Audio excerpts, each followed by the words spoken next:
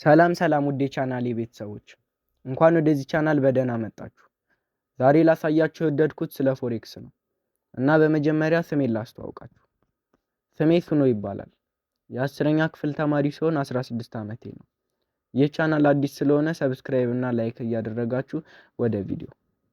ቀጣይም ለምን ፎሬክስን መረጥክ ትሉኝ ይሆናል እና የመጀመሪያ እኔ ፎሬክስን የመረጥኩበት ምክንያት አሁን ሳይሆን 9ኛ ክፍል እያለሁ ነው። እና በ15 ዓመቴ ፎሬክስን ለመጀመር አስቤ ነበር። ምን መሰላችሁ? የዛን ጊዜ 3 ችግሮች ነበሩብኝ። አንደኛው ስልክ አልነበረኝም፣ ሁለተኛው ዋይፋይ የለኝም፣ ሶስተኛው ችግር ደግሞ ካፒታል ነው።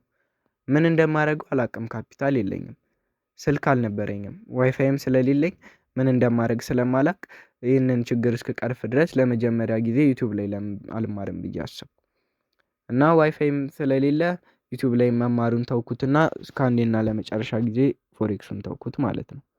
ከዛም ከ3 ወር በኋላ የተወሰነ ገንዘብን አጠራቅሜ 2800 ብር አካባቢ ሲደርስልኝ ህዋዊ ዋይፋይ 16 ጂቢ ስልክ ገዛው እና በዛች 16 ጂቢ ስልክ አይደለም ፎሬክስ ልሰራ ይቅርና 200 ሜጋባይት ጌም እንኳን ልታጫውተኝ አትችልም ነበር።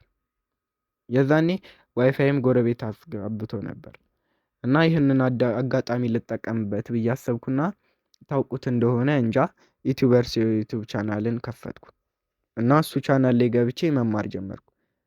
ያ ልጅ ይበልጥ አሪፍ አድርጎ ስለሚያስተምር የእሱን ትምህርት መርጬ ነበር እና ስለ ፎሬክስ በሱ ትምህርት እየተማርኩኝ ትንሽ ጊዜያት አለፉ። እንደውም አንድ ነገር ላሳያችሁ። ይህ በዛን ጊዜ ስጠቀምበት የነበረው ኖትቡክ ነው እና አሁን ትንሽ ተበለሻሽቷል። ምን ተፈጠረ መሰላችሁ? ይህን እየተማርኩበት የነበረው ስልክ 16 ጂቢው በ2 ወር እንደተጠቀምኩበት ስክሪኑ ፈሰሰ። ለአንዴና ለመጨረሻ ጊዜ ፎሬክስ የተባለ ነገርን ተውኩት።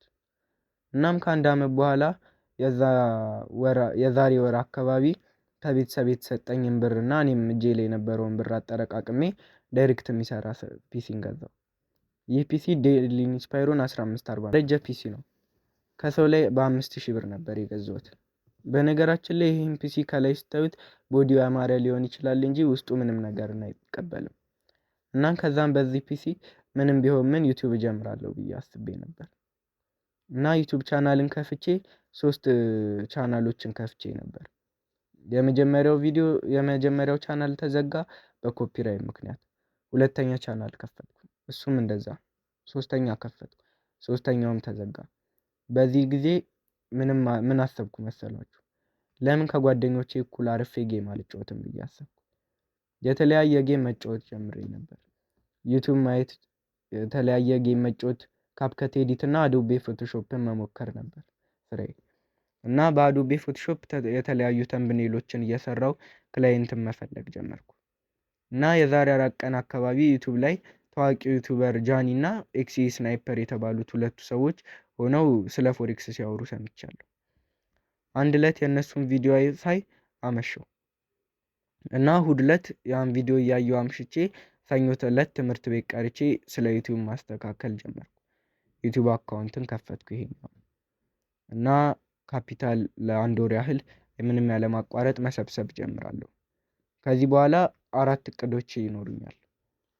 ካፒታል መሰብሰብ፣ የተለያየ የፎቶሾፕ እና የፎሬክስ ትምህርቱን ጎን ለጎን መማር እና የመጨረሻው ደግሞ ይሄ ደግሞ የዩቲዩብ ቻናልን ተከፍቷል እና አብራችሁኝ ስለሆናችሁ ማጥናትና ትሬድ ማድረግ እፈልጋለሁ።